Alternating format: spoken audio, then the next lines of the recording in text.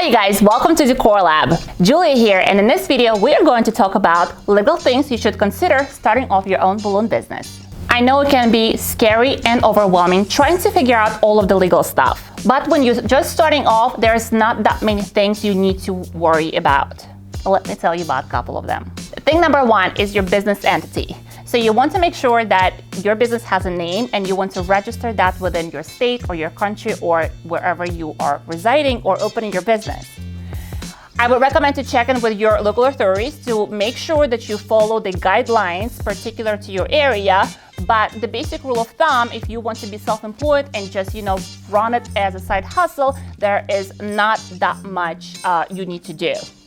The next one is taxes and bookkeeping. So you want to make sure, and that's very important when you are doing your P&L, which is profit and loss report at the end of the year, to understand how much you have spent for your business and how much you have made for your business, and how much you need to pay in taxes, because that's important, that's how you grow. So if you're not making money, you don't really have a working business. So in order to have a nice growing business, you want to make sure that your numbers are in place and you keep a good track of it and you understand that you're making profit. The next one is business insurance. Again, starting off and working as a side hustle just in someone's houses, most of the time you won't need it, but I would highly recommend to obtain one because you always want to be prepared in case of something happens. Honestly, not a lot of things can happen while you're working with balloons, but you want to be prepared in case of anything happening because people can sue you or file a lawsuit if they trip over the balloons that you installed in their houses just because the balloons were on the way. They can do anything and everything, so you want to make sure you protect yourself and have a good liability insurance. Those are super affordable because you don't have a big risk of somebody suing you.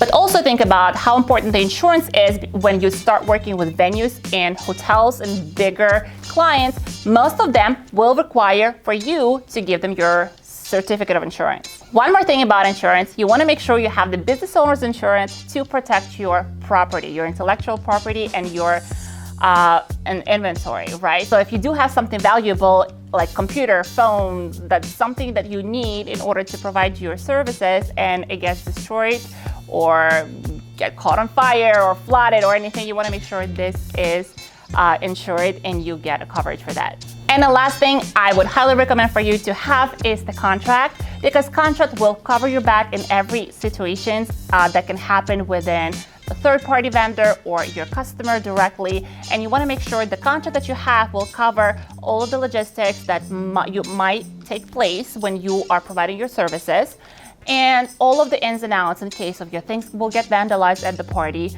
or in case things are getting stolen. So you want to make sure the contract reflects all of that.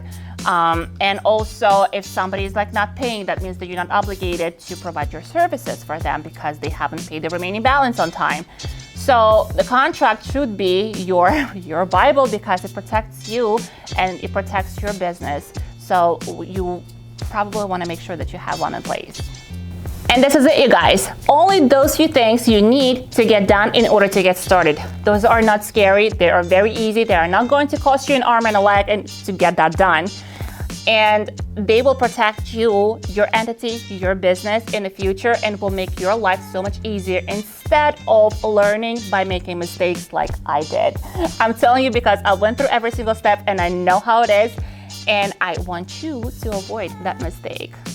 I hope you found this video very helpful, and if you want to learn even more about balloons, make sure you check out our other videos, and I will see you in the next one.